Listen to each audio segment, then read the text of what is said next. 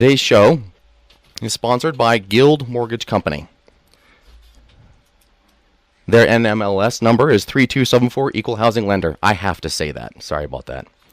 We're over here at 175 North Main Street in Heber, and I'm the loan officer for them. And I also have to tell you my number, 257849.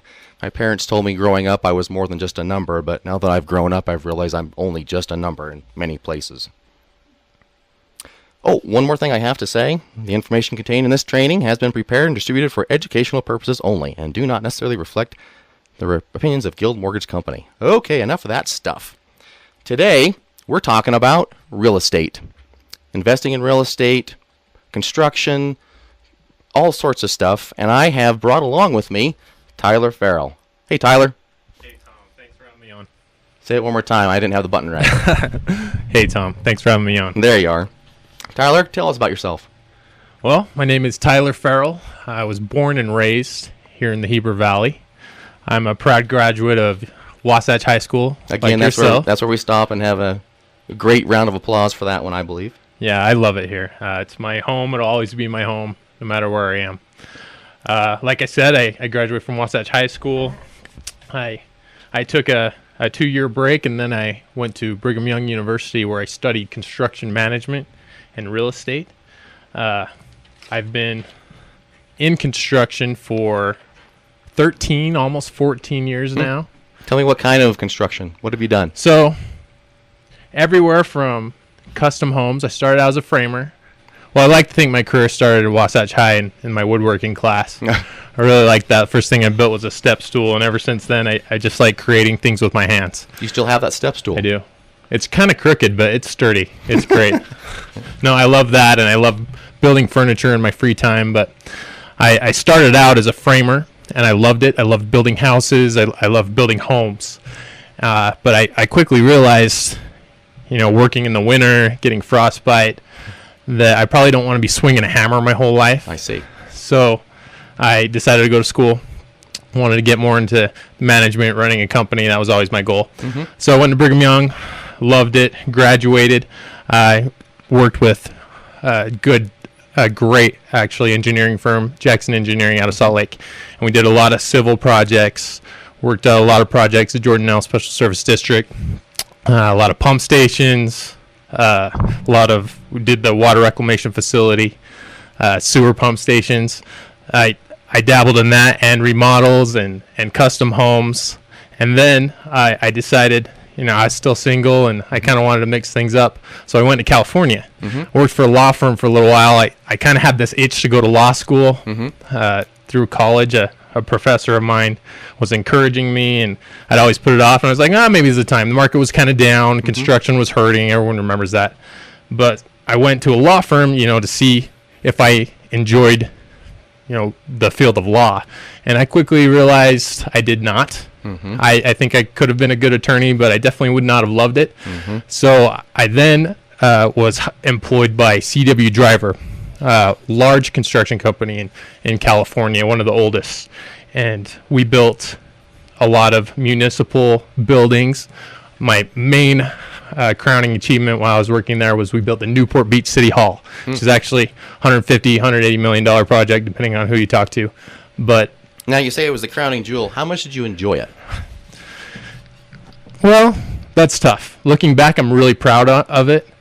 It was really hard. Mm-hmm. It was probably the most difficult thing I've ever done. You said that to me earlier. That's why I asked. Yeah, it was a lot of long hours. We're building, they call it the Taj Mahal of Newport Beach. Wow. It was a design competition, and it's a beautiful building. I love it. I'm really proud of it, but some of the methods we were using had never been used before, and we were troubleshooting every day how we could build this thing to code and make it look beautiful. Mm-hmm. So I was really proud of it. But even though I was living in beautiful Newport Beach, one of the most beautiful places in the world, I still had this itch to come home. Mm-hmm. So I was kind of waiting for the market to come back, real estate, construction. I wanted to get back into custom homes because that's really where my passion is for. I really enjoy building anything, but if I have a choice, it's going to be a home. Mm-hmm. So I don't regret my time in California, but I'm glad I'm back. I met my beautiful wife out there. She's actually from here as well. But her name? Her name is Daly. And what does she do? She's a graphic designer in South Jordan. She's very talented. She's wonderful. Best thing in my life. Really glad I met her out there. But now we're both back. How long you been married? 2 years. 2 years. Well, 25 months. Now that kind of leads 25 months. Yes. Good job. Someone knows. So the anniversary doesn't come and you don't forget. Yeah. Good job. She's great. Remember the 5th of November. You got it. So it kind of brings me to my next question. So we've talked about the color of a financial personality, and I had you and your wife both take that test. Right. Tell me about your color, hers, and how you're working together on that. So I took the test, and I emailed my wife. I sent her a link. You got to take this test as well. So I took it, and I turned out to be a blue. And I have the printout right in front of me.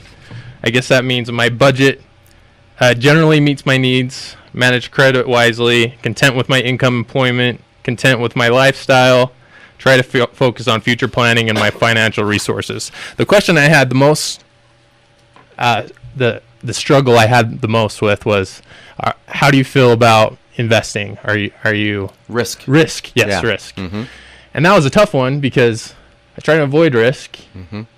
But Which a blue normally does. yeah, I've been burned in the past on some investments. Right when I got out of college, I had a good job.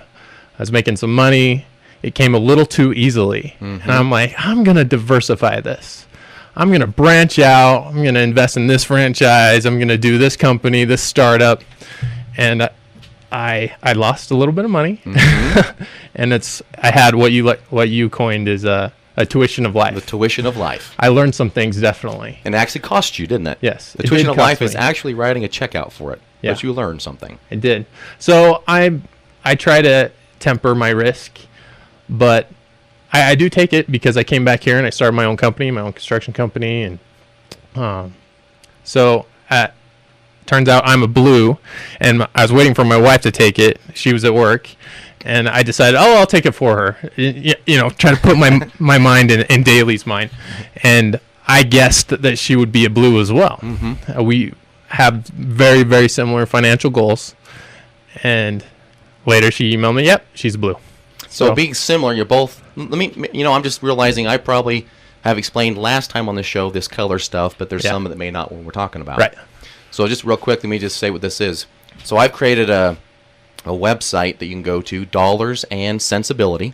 That's 3 I's and a Y on sensibility.com.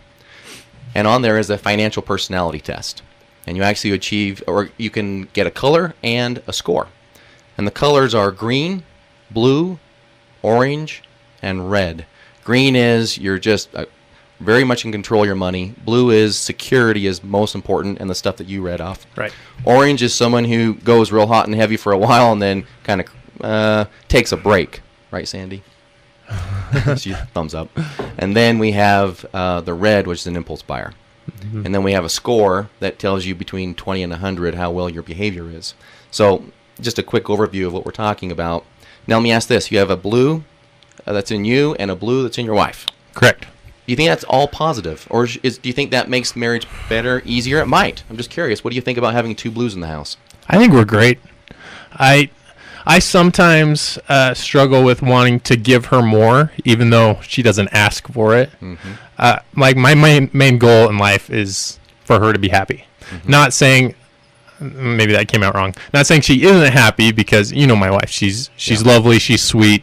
She's happy. She's smiling. But for example, I really want to buy her a horse. She is crazy about horses. She dreams about horses. We drive past a horse, and she's like a 5-year-old seeing like an amusement park. Her head turns with it every horse we pass by, which is a lot in the Heber Valley. And that's one of my goals, and I couldn't really afford that in California. And that's another reason I came back. I mean, I want to provide for her, my future family, and get a horse property. So how do two blues who security and slightly risk averse and are really careful with the money get to the point that they're okay with buying the horse, which also means maybe some ground, a barn, a fence, the feed, right, all that. And how do you get to that point? And even if we're just stabling the horse with someone and paying for it, it's a car payment. Yeah. For a animal, which is fine. I mean, I'm a little scared of horses. I kind of, when I ride them, I kind of just worry, what if my horse is a klutz? I have no control So over do you that. worry a lot? I do. You're a warrior? I am definitely a warrior. She's not quite as much as me.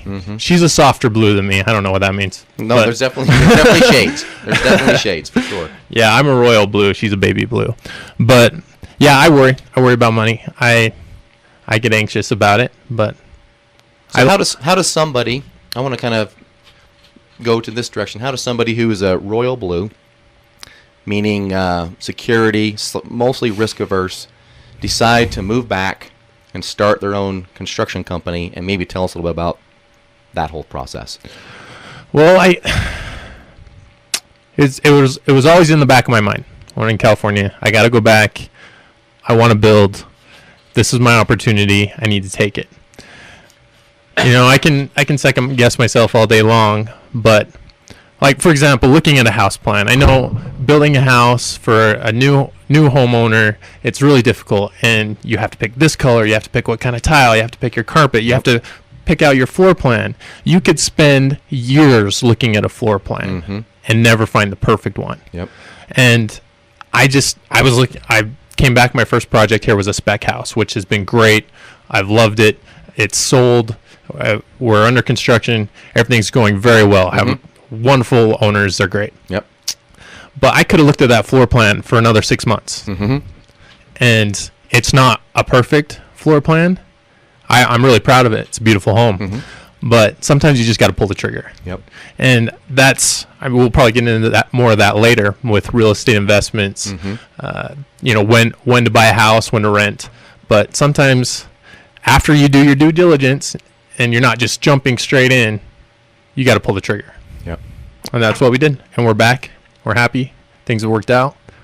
Now, you said that you went over this pretty quick. Again, we said you're a blue, started your own company, and started with a spec house. That's a lot of risk. It is. That's a lot of risk. It is. I really believe in my ability as a builder. I believe in my product. I think it's something that was lacking a little bit in the Valley, the type of home I'm building. Yeah, I'm in real estate as well, and I have people call me from out of state saying, I need this big a home, kind of in this area, and this is my price range. And I go through the MLS, and I find all the available homes. What's an MLS? MLS, the site we use as realtors to find the listed homes. Got it. Okay. So anyway, you go in there and you type in how much square feet and the area, all that stuff, price range. So I go through that and I look at all of them. I'm like, yes, there's some beautiful homes available at some good prices, but at the same time, is it anything I wanted to buy personally? So I felt like there was a market for the type of home I build in the area. In beautiful Midway, I'm building 3 homes right now. Yeah. So, yeah. That's awesome. So do us a favor. You talked about the MLS and a lot of data that is involved in there. By the way, I'm with Century 21 Davis Coleman here in the Valley. Yep. Century 21 Davis Coleman Realty. Ron Davis is the broker there. So you actually do both. Yes. Build homes and sell real estate, including your own. Correct. Awesome. Tell us about what you've seen as far as the data that's collected in the MLS, the trends. Give us some statistics. Okay. Give us some numbers to kind of sink our teeth into. So, as a realtor here, I can sell anything in Utah, but my focus is primarily in this valley. So I pulled up, and of course our listeners are all Heber Valley. I pulled up, well, There's mostly. a few others, but yes, Okay. go ahead. Sure. I don't know how far our radio signal goes. We'll go with Heber. Okay. So, Wasatch County statistics. I pulled up the MLS, and there's a lot of sales statistics, listings that are active. I also pulled up the last census, which was done in 2010. Okay. So these are all estimates for 2012 based on the 2010 census. Okay. So we'll start with the county. The population is approximately 25,000 people. The median income is 65,000, and median means, going back to my statistics class, it's the middle of a range of values, not necessarily the average. So if you have listings sold for $100 and one for 10 million, it's not necessarily the average between those two numbers, but it's the median is the number that hits in the middle of that range. Got it. And that's more useful. We try to use that a little bit more because if you go with average, for example, in Heber City, when I was pulling these up, this includes Daniel and Timber Lakes and some of the outlying little towns of Heber. There was a $24 million property sold, and that's really going to skew your numbers. So there's some bigger homes out there in our county. Huge. That say that number one more time for anyone who didn't quite catch it the first time. 24 million. Wow. In Wasatch County. Yep. So that's why we typically go with the median. So going back, median income was $65,000. Home ownership rate is 77% in the county, which that's pretty high. I think. Seems high. It seems like it is. The median value of homes in the county is $315,000. So pretty decent homes. And again, these numbers are for single family homes. I didn't necessarily include condos, townhomes, stuff like that. Okay. So going to the real estate statistics and just going with the year 2013, which isn't over, there's been 396 single family homes sold. That's up from last year. That's up 22%. There's 324 last year. And I went all the way back to 2009 where it was in the 200s, which I thought it would be lower, but we have to take into account bank-owned properties. Yeah, all the bank-owned and short sale situations. Yep. So the trend is up. Yep. In our professions, we get asked, kind of to tell the future. Yep. Every day. Yeah. And while no one can do that, there's professional economists that's all they do all day is try to forecast the future. But we can make educated opinions. We can have our own opinions, based on our own research. And I feel like we're going to have another good year. Maybe not as high, not a 22% jump, but I think we'll be steady and consistent the next year. So do you think the 22% jump is because last year was not, we had such a huge increase this year over last. That's why it may not be a 22% increase, but it might be steady. Yeah. So from year to year, it might not be, but maybe comparing from a 2012 to 2014, we could still have a higher number. And our jump from 2011 to 2012 was 7%. Okay. So as long as we're increasing, I'm fine. Yep. It's steady work for everyone. And it helps the valley community. It's great. So let me back you up a little bit here. So as you have done your own statistics and your own analysis, there's some articles that have come out. And this one says that from Zillow, real estate researcher Zillow predicts Salt Lake City will be the hottest housing market nationwide in 2014. Now, how about that? That's in the nation.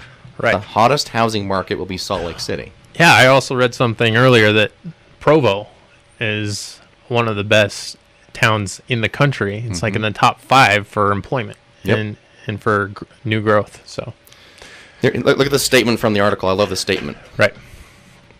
There's some people that are saying that there's a lot of accuracy in this report, and he said this: "It's not if you build it, they will come. They are already en route." He says, "I would say 76% of our clients right now are moving to Salt Lake City from all across the country." Oh, I agree with that. Living in California, like I said, I loved it. There's some problems in the state that they have. A lot of my friends there who have grown up there are considering heading east. It's funny to think of Utah as east, but they're thinking, they'd always ask me, like, what's property like out there? It sure is beautiful. I love to ski. What, you guys have lakes? Right. Oh, man, I could get a lot more for my dollar out there. Yep. Granted, this valley is premium, I think. I think it's the best place to live in the state by far. Yep. I'm biased, but I am too, but I believe so too. But you still get more for your buck. Yep. So it's been discovered. Let me back that up. I have another article. This came from Forbes. And Forbes says that they gave the top 5 fastest growing small towns. How they did is they used census data to calculate the population growth between 2007 and 2010, and they did it for towns less than 100,000 people but more than 10,000. And Heber, Utah was number 5. And it said the population of the Heber MSA, a mountain town that's a magnet for skiers and fly fishers, and they gave some stats, rose 14.6%. They said that the retirees are a huge contributor to it. Right. That started a while ago, and I was interested because as I was doing mortgage financing for people coming into the Valley, and retirees one after the other. And my whole mentality was, well, you retire, you go somewhere warm, especially when you're negative 12 this morning or whatever it was. Oh, it's so bad. and I started asking, I said, yeah, you're coming here from Washington and Indiana and New York and Florida and everywhere else. And it was over and over and over again, oh, we love the winter. We love skiing. We love the different seasons that come. I was like, well, so do I. Yeah, and this temperature, granted, I've missed a few winters here. It's abnormal, right? I looked at it. The temperature, the average is what, 36 degrees for December? Yeah. Anyway. And you know what's I'm out in it every day, lining up my guys in the morning, and it was awful this morning. Anyway. And they're still out there, and you're in here, by the way. I know. Sorry to digress a bit. So is it time to buy and sell? There's a lot of positive going there. Is it time to buy and sell? Well, it comes back to how long do you want to wait? I think yes. I think it's a good time. The market usually slows down in the winter, around the holidays. But I don't necessarily think that means we shouldn't invest. I mean, like we said, sometimes you do need to pull the trigger, and time is money, because we were talking the other day about, sure, understand if you want to wait to save up on your down payment, if you're, regardless of whether you're doing new construction or buying a home. But you have to remember also that your home is going to be going up in value. If you wait for 6 months, you're probably going to pay more. Yep. So your current home, as it appreciates, so will the next house you're going to buy. Right. So to say, I got to earn another 5 or 10 or 20 or 100,000 before I can move. You'll be doing the same thing on the next house. Yeah, and I have an investment property that I'm kind of doing that. I'm kind of playing the waiting game. Do I want to sell it? But at the same time, I'm like, I want the property value to go up so I can sell it. But I would flip that into another property, which I'd be paying more for the property I'm going to be buying. Right. So, I mean, that's a whole different conversation with rental properties, the pros and cons there. But so I read something yesterday that said wintertime is the time to buy. And the reasons they gave were there's not a lot of action. Right. And therefore you can go in and negotiate with the seller a little bit more aggressively so that they can, well, yours is the only offer they might have to deal with, for example. Right. So here we are, December, January, February, by the way, are the drab months, generally. No Christmas to look forward to, that kind of thing. Everyone just kind of stays tucked in their house. Not very many people go out and look. In my job, it's people say, so when does your business pick up and when does it quit? My business picks up as soon as there's a nice sunny weekend and someone can have a Sunday drive. Right. As soon as that happens, if that's March or June, it just depends on the weather. As soon as there's a summery day for people to go out and drive and start, oh, hey, maybe let's go look at houses. Ooh, wouldn't it be fun to move?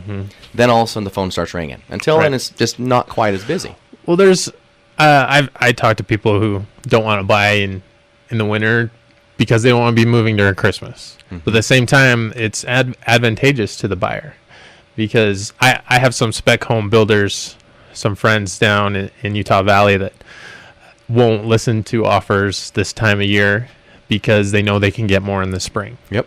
And that depends on how motivated your seller is. And obviously this builder is doing very well if he's not listening to offers. But I think if I was in the market to buy something, it'd be advantageous to me. Now, on the flip side of that, I would say, okay, I decide now after hearing what we just talked about, now's the time to go buy. I go looking for a house. I'm going to get a better deal more than likely. Right. Because I have that ability, I'm the only one I'm coming to make an offer on the house. But wouldn't it be true then there's probably less inventory?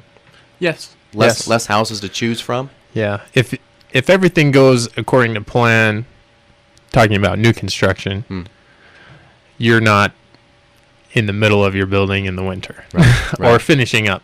But I think everyone knows construction, it's a difficult animal to control. There's winter delays, inventory or material delays, stuff that no matter how good your builder is, you're going to have some delays, and best case scenarios aren't likely. Now, same would be said, I think, for an existing home. Mm-hmm. In other words, most people wait until the spring to put their house up for sale. Right. So there's the flip side, is that you may not have as many houses to choose from in the wintertime, but you more than likely will get a better deal. True. I believe that's true. I think so, too. So when someone wants to go buy a house, it's time. They say, we want to go buy. What should they do about hiring a realtor or not? Okay. The first thing I tell people, I didn't know this until I became a realtor. I learned this. I took a real estate class at BYU that covered some of my hours for my license. I didn't know, because I'm a blue, obviously I like to save money, and that 3% number was in my head, that I'm going to have to pay a realtor 3%. I didn't realize that a buyer, if you're buying a home, you do not pay the realtor. Right. That comes from the seller's side. So I can't stress that enough. If you're buying a home, you should, regardless of whether it's me or not, you should get a realtor to negotiate for you, because you are getting professional services at no cost. At no cost. No cost to you. Cost to the seller. So as far as, I'll break it down a little bit as far as commissions and agency. So you have, and this is how it most often works. There's different scenarios. So there's a buyer's agent and there's a listing agent. I'm a listing agent for a few properties around the valley right now. And I signed a listing agreement with the seller. And that seller agreed to pay all the commissions for the realtors involved in the sale. Already included in the sales price. Yes. So basically, if I sell the property for them, I receive 3% for my side, the listing agent. And the other 3% is paid to the buyer's agent. So again, it does not come from your pocket if you're buying a house. And it can get a little more tricky as far as negotiating and what your realtor negotiates for you, whether you're paying closing costs, stuff like that. But as far as like the 6% commission, you don't need to worry about it if you're a buyer. So if you're driving by this property or this house and you see a real estate sign, Tyler Farrell, out there, the listing agent, it's really in your best interest to not call that number, but to get a realtor to call for you. Yeah. Because if you called me, then that's establishing agency, a dual agency, where I'm representing the buyer and the seller, which can happen and is fine. But you're dealing with one realtor who has to do the balancing act of serving your best interest and the seller's best interest. Yeah. So there's really not a reason, in my opinion, to not use a realtor if you're buying a home. The only time I can think of that you wouldn't is, say, you're buying grandma's house. Yeah. And there's really no negotiating to have, or no negotiating. You can just pull the forms off the state website and that's it. But otherwise, I would get a realtor. I have to agree with that. I've had a couple experiences. Let's talk about the negotiation part. So we talked about what you pay. Let's talk about the negotiations part.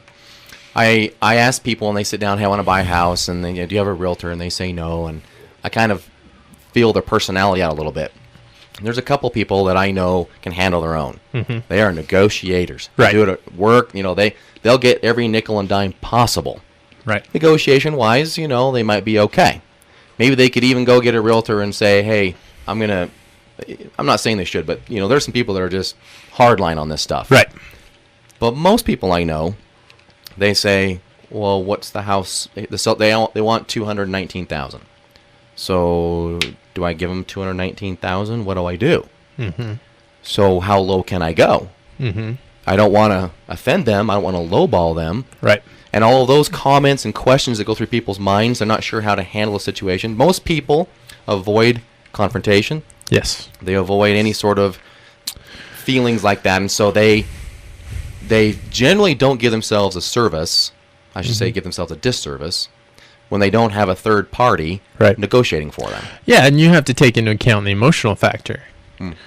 If you have a realtor who it's his job and his profession to negotiate for you, if I was negotiating for myself, it's a big deal. It's emotional. It's I'm not saying it's not a big deal for the realtor, but you could have some poor judgment if emotions get in there. So, Because you're saying I want it so bad. yeah, And where if you have a third party that says, hey, let's look at the numbers a little yeah, bit. and he's looking at it objectively and Yep. and seeing what is fair, Mm-hmm. because everyone wants a fair deal. Everyone's want fair. to make everybody happy. Someone told me a fair deal is where both parties feel like they gave up a little bit. Right. And that's, no one wants to feel that way. They want to say they won. Mm-hmm. But everyone has to feel that, I gave up some, they gave up some. Sure. And then you have a realtor who is a professional that says, per the market, per the statistics, per my experience, this is a good deal. Mm-hmm. And can explain it. So I am a huge fan of someone getting a real estate agent. The deals always go smoother, almost always go smoother. They know what to do. They know how to go to the title company. They know what documents. They know what to sign. Mm-hmm. They know what inspections to do. They know what home warranty or not is supposed to be on there. I had someone that said, I'm avoiding a realtor. I'm just going to buy this house. And I said, I'd recommend, a realtor. They said, no. Yeah. And what happened was they called me 3 months later and they said, this property has homeowner association dues. Mm-hmm. I said, yep. And he's like, how come no one disclosed that to us? Right. I said, well, that's generally the buyer-seller negotiation that happens there. And they were like, darn it, I wish we would have maybe done a realtor now. Right. Little things like that. Right. Sure. And I feel like sometimes I need to defend realtors as far as how they get paid. Every once in a while I hear, who listed that house? They get 3% of that? Mm-hmm. Well, no, not necessarily. The way we get paid is, it's split between your broker and you get a percentage. You don't always get that 3%, but we need to remember that these realtors, it's not easy. It looks like easy money. Oh, you just have to sell a house. There's a lot that goes into it.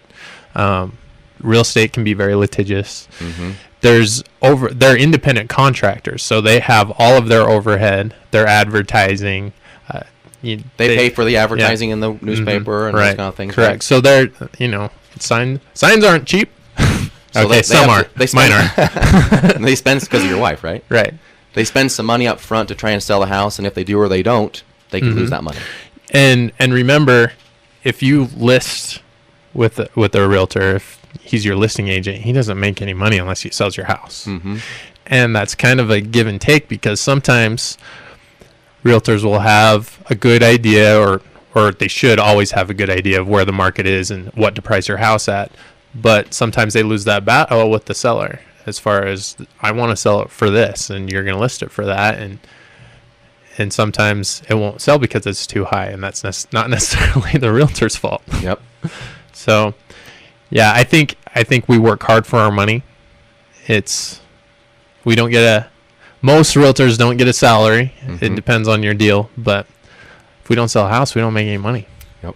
That's also motivation. I like when I have someone working for me who the only time they benefit is when I do. Yeah. And we've talked about this. I can't remember exactly what we're talking about, but as far as communication, yeah, it's huge for me with my contractors, with, when I'm doing a deal with somebody.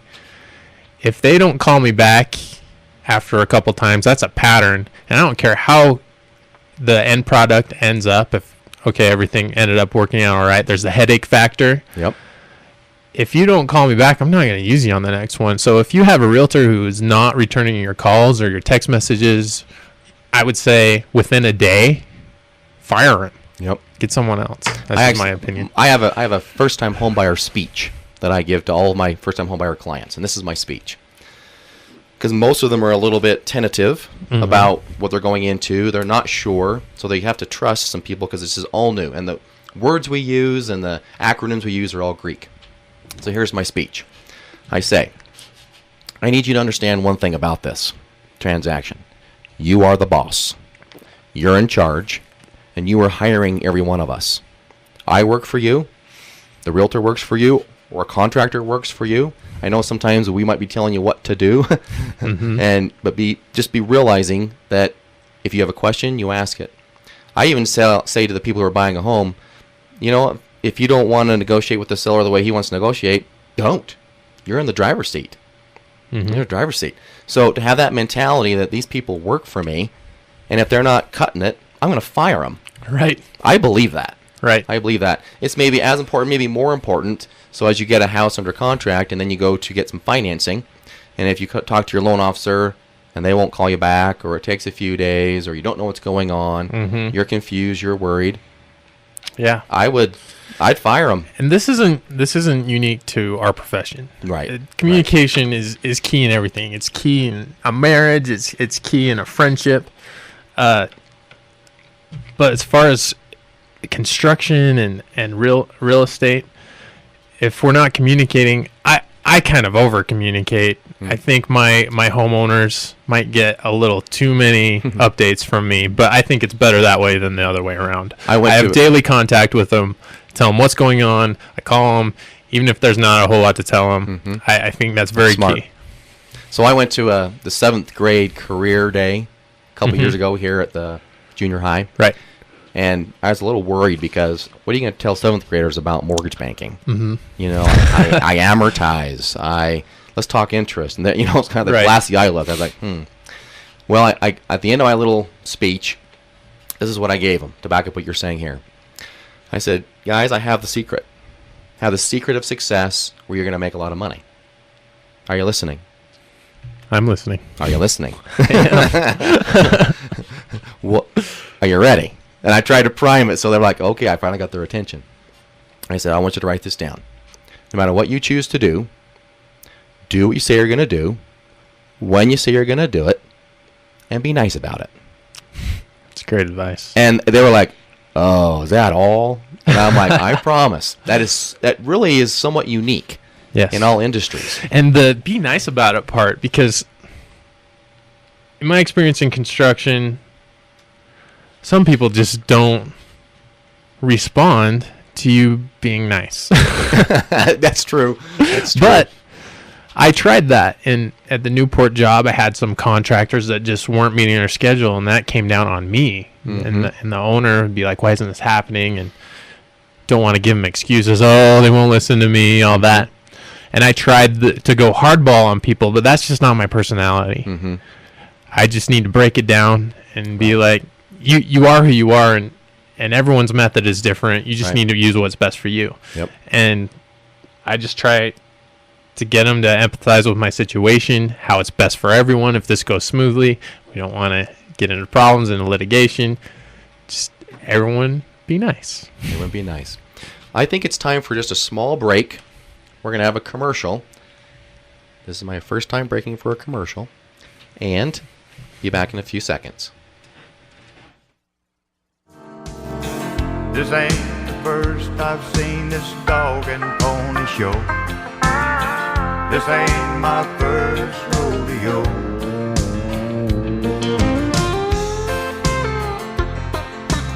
Our hometown Dairy King on the corner of 200 South Main here in Heber, home of the train and the world-famous Train Burger, invites you to come experience all the reasons that they have been named now Best in State for 7 years running. The reason? It's the food. Every single menu item is made fresh and just the way you like it. From their outstanding burgers, chicken sandwiches, chicken strips, fish fillets, and of course, those delicious thick shakes. Oh, and don't forget an order of fries or onion rings, along with the best fry sauce in America. Are you hungry yet? You should be. You have a choice when it comes to fast food. Make the right one. Choose the Dairy King on the corner of 200 South Main, right here in your hometown, Heber City. We're back. We appreciate Dairy King. Love me a Train Burger. Absolutely. I really missed that place. It's great. One of the reasons you came back, right? Yeah, sure. We talked about time is money. And that's a phrase that can be used in many and even multiple settings and situations. Probably no more so than in real estate.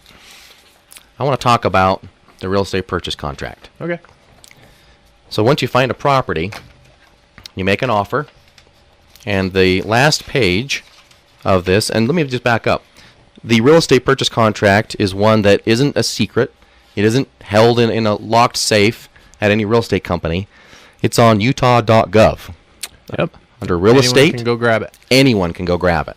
So even if you're a for sale by owner, excuse me, even if you're a sell by owner, and you say, well, what contract should I use? Utah.gov, under real estate, state approved forms, and there it is. Yeah. It's all right there. So they want you to do It's it. different as far as like new construction, and there's Yep. some for land. Yep. So, That's right. But they're all right there on the all site. right there for you to Blank figure out. addendums, FHA, VA, everything's right there. Mhm. So it's not any secret. So if you ever needed a contract or want to go look at it, the number 24 on the contract talks about some deadlines. How important are those deadlines? They're very important. Oh, thanks. Let's go through it. So Just kind of quick. seller's disclosure deadline. Basically, these deadlines need to be met, or they can be voided by either side of the agreement. So, for example, seller's disclosure deadline. If I was selling a property, there's another form you fill out. I just sold a piece of property, not a home, that I had to disclose. Are there any easements they need to know about? Who's the irrigation company? Is there water there? Is there gas there? Is there electric hookups? And then with your home, you'd have to disclose, do we have any mold problems? Do we have any defects that the seller should be aware, or the buyer should be aware of? And you sign it, and it's basically a legal document. You need to And you be have honest. a lot of amount of time. There's a lot amount of time. If you decide to not worry about it and later on you find out the time has passed Yep. and it really can't be used as a reason to come back and say, never mind. Right. And it doesn't necessarily mean the contract will be void and the deal won't go through, but the other party will have the option, say, you didn't meet this deadline. Right. This doesn't work for me anymore. Right. You can walk away. So this particular real estate purchase contract, who is it more written to protect, the seller or the buyer? Well, I think both. It's something that I would definitely have if you're using a realtor. Yeah. I have him and your broker go over in depth with you, so Yep. you understand exactly what you're signing. Because things You're- happen. Yes. That's not to scare anybody because it doesn't happen very often, but Right. something comes up. There's a little phrase in there that says if you go to litigation, you shall or may go to mediation versus, sue each other, Sure. for example. Yes. Hey, you just want to be aware, just in And case. Whether it doesn't matter who you're dealing with, if you have known one of the parties for years and you're best of friends, just be professional and have everything in writing. So I think some of the mistakes we make, especially in these transactions, is that he's a good guy. Yeah. It's not that big a deal. Right. And then later on, it becomes a big deal. It's like, I'm putting it in writing because you're my friend. Yeah. Yeah. You need everything. Say that again. I'm putting it in writing because I'm your friend. Yes. I think that is so critical. People are afraid of confrontation. People are afraid to say something that might offend or something. But if you're straightforward, black and white, hey, let's just make sure we understand each other. This isn't that I don't trust you or you don't trust me, but communication, like we talked about, is critical. Needs to be upfront in real estate construction. I like everyone to know exactly what they're paying and what they're getting. Yep. And it needs to be in writing. The worst thing that can happen in our industry is a surprise. My motto for my mortgage company is that I want to have the most boring closings ever. Right. And it takes a person a second or two to think through that. I want it when you get to closing. Yep, that's what Tom said. Yep, that's what we agreed on. Yep, that was the document I signed previously. No surprises. Sign my deal. Boring as ever.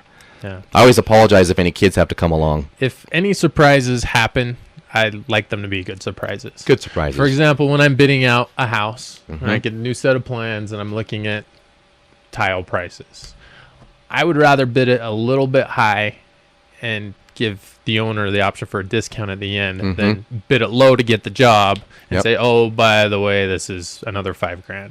Yep. So I may not get as many homes that way.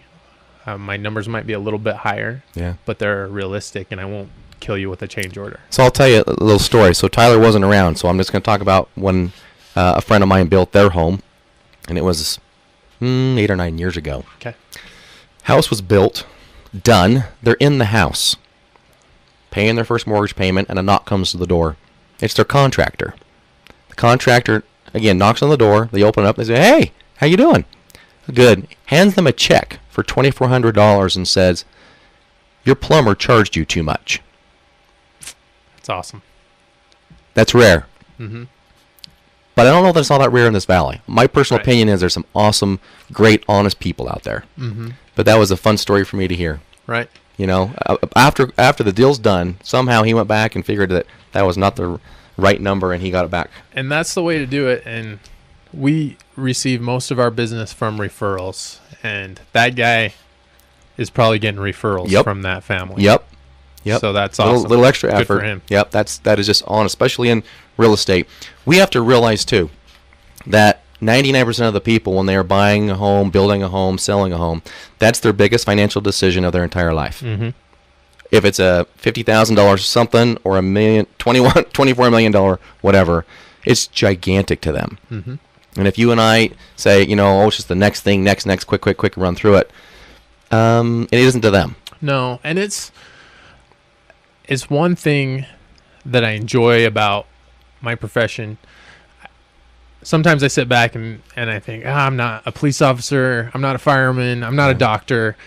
What am I contributing to society? I'm a builder. Mm-hmm. And I look at it that way. That's why I wanted to get back into homes, because to me, the home is the most sacred place on earth for a family. Mm-hmm. And it's not to be taken lightly. You need someone who cares about the construction process and you. It's one of the hardest things you'll ever go through as a couple is building your house. Mm-hmm. There's really a lot of things to decide, and you don't always agree. And some of the times, I mean, as the contractor, I try to stay out of it, but I need to make everyone happy. Yep. So let me tell you how I worked it with my house and my wife. I have a man barn. Right. Very proud of it. Love it. I spent a lot of time out there. I built that. My wife built the house. Okay. Gotcha. She did kind of let me in on what was going on, but I just didn't matter. Right. And I tried to say, you know, let me do my barn, my garage, Right. and then you do the house. And for the most part, it worked out pretty good. And that's Not everyone's like that. Well, in my experience, I try to have one with the couple. I try to have one point of contact where I have the daily contact with them, and I expect them to communicate that with their partner. Mm-hmm. Because if I'm sending texts to the wife and then different ones to the husband, there's that communication problem again. Yep. I try to simplify it a little bit and have a weekly meeting with everyone, but like you said, a lot of time it's the wife that has a lot of the decisions. Now, I hope whoever's listening to this, what is I'm trying to create? This, we're setting ourselves up for pretty high expectations, or anyone else in our industry, to communicate well, try and help through the process, negotiate well.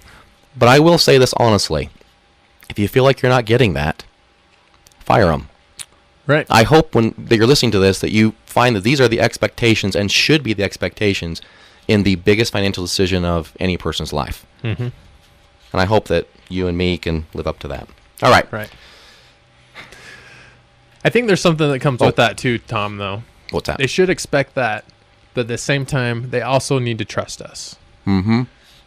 We are professionals, and believe it or not, lots of times we're right. Yeah. And we're not. I mean, be careful with that, of course. Do your own research, and don't trust us blindly. But sometimes you need to trust your builder that he's doing the right thing. Or a real estate agent. Yes. Or a loan officer. Or a loan officer, absolutely. Yep. You do this for a living. Yeah. That's a good point. Thank you for saying that. So I want to go into, if someone wants to buy a new home or an existing home, and we're looking at it financially first. Per square foot, an existing home versus a new construction, which one's generally better? Sorry, say that again. So if I'm looking at buying a new construction Right. versus an existing home, one that's already been built, and I'm looking at it financially only, Okay. which one's normally better? Which one's cheaper? Well, I hate to say this, but it depends.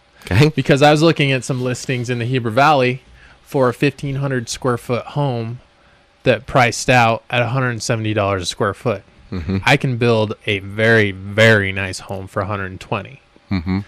And also that depends too, because you have to take into account basement space. That kind of dilutes the square foot price. Yeah. And it depends if you're looking at the square foot price of just the home separate from the land. My 120 price is separate from the land. Yeah. Yeah. And sometimes a builder can sell them for a lot less than I can, because they got the land cheap. Yep. Now let me throw something out to make sure people understand. I kind of set you up and me up with that question. Okay.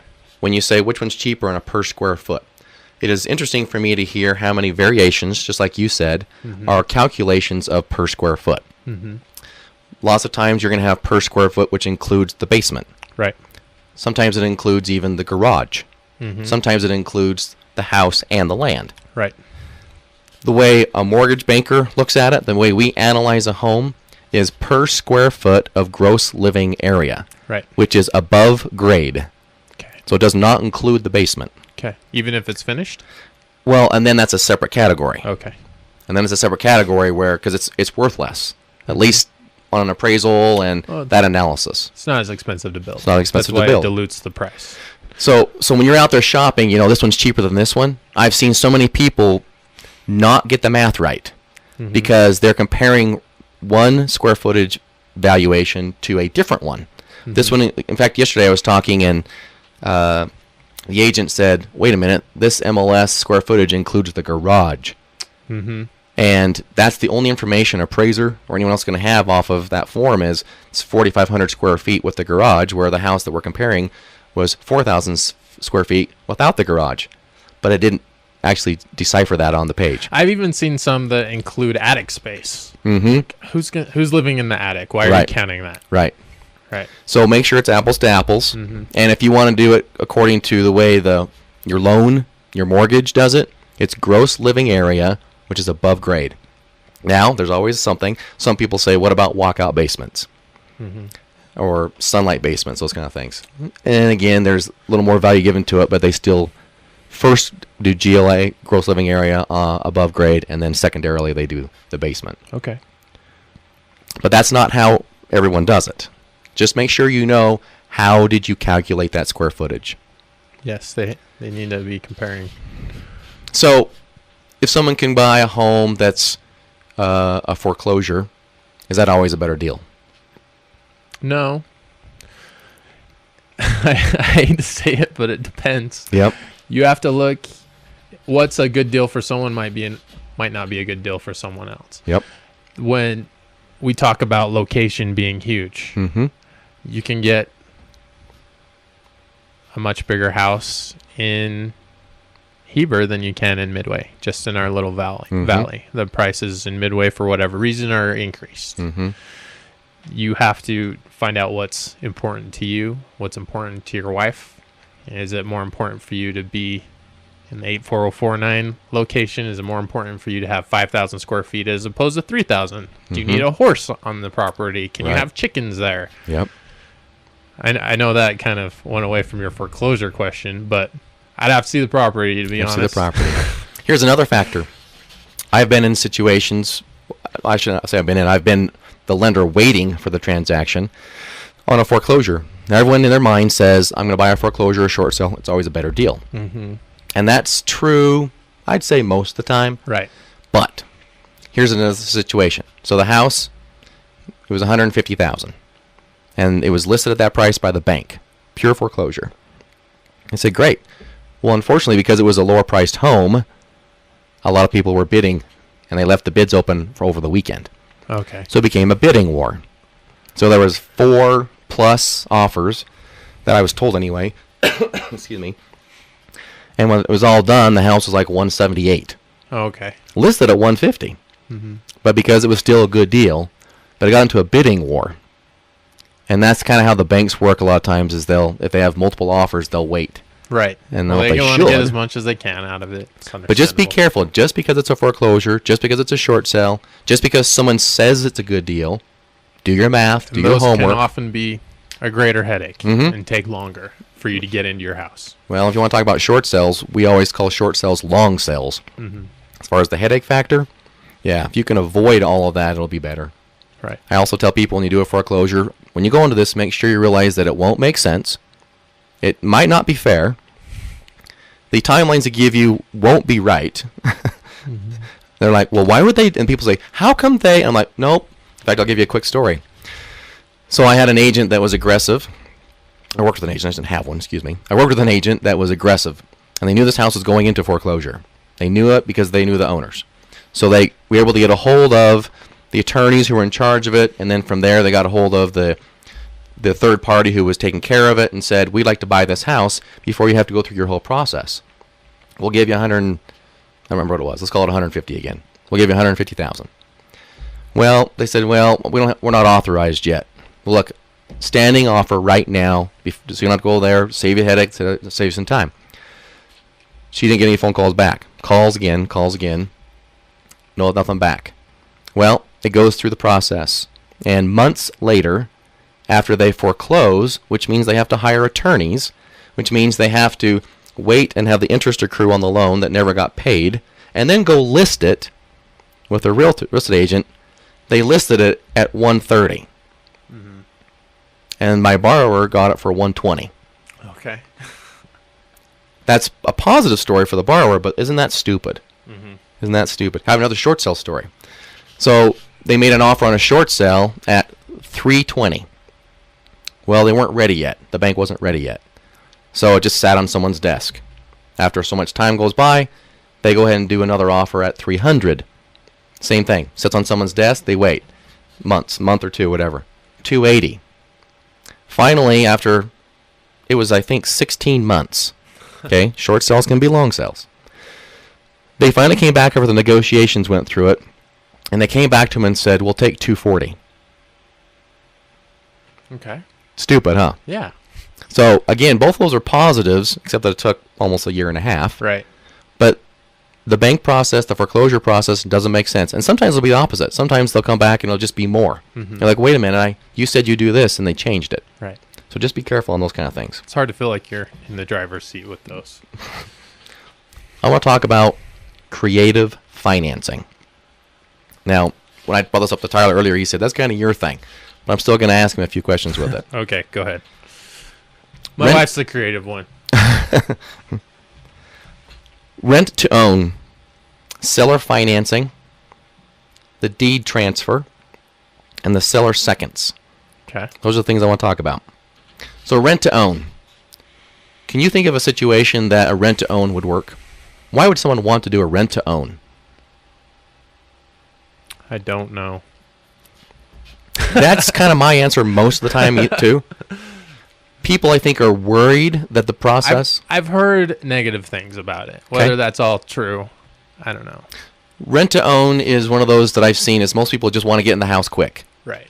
And they sign something to get in. They need somewhere to live, so they go. And they factor their own, have a purchase option at the end is just kind of nice that they could buy it if they wanted to. Depends on what they do in that transaction. I always tell a person, if you're going into a rent to own, make sure you sign a lease agreement with an option to purchase.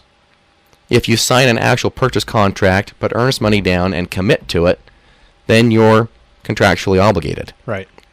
Just have that option in your mind. So a rent to own, make sure it's how it's worded. Again, you want to go to the expert or the professional. When I hear rent to own, I always think of like those commercials you see, rent to own your VCR or whatever. I don't know if they still do that anymore. They do. I would also say that a rent-to-own situation, the one that I can think of that would work is if you have bad credit. And it's going to take some time for you to get your credit repaired. And this is the house you want. Right. The problem I have with that, though, is that people who are in that bad credit situation think they have no other options. So how does the rent-to-own work as far as your rent, what type of principle is going towards your purchase? That's all part of the negotiation. It could be nothing. It could be half. So if I'm paying $1,200 in rent, if I negotiate correctly, back to that negotiation situation, excuse me, then I'm probably going to say part of my rent goes towards my down payment. Okay. Maybe $200, maybe $600, but it's up to the seller and the buyer to negotiate that. There is nothing that has to be. Right. So would your rent typically, if you're doing a rent to own, would it typically be higher than if you were just renting? No. It'd be what they negotiate. It might be higher because they want to put more to the principal. Yeah. Depends on how. So this generally happens when a seller can't get rid of a property. Okay. And when a buyer can't buy one. So if you're in a situation as a seller, rent to own, I think as a seller to rent to own, you put yourself at a disadvantage. I personally would not recommend it unless you have a situation where you're okay with risking problems. In other words, you're Right. okay if it's, hope it works out. If it doesn't, because it might be that you can't get them out of the house. They stop Yeah, paying. I'm trying to think if I would ever consider that with my property, and I just can't see. I would probably just rent it until I want to sell it. Yeah, I've seen the backside where after they do their deal, it's a good thing, and then a year and a half later, they're both screaming at each other and hate each other, and they come to me to say, I just got to get out of this thing and Yeah. try and solve the That's problem. kind of what I've heard. For the most part, I'm not saying it hasn't worked, Right. but rent to own is not one of those that I think should be anyone's first choice.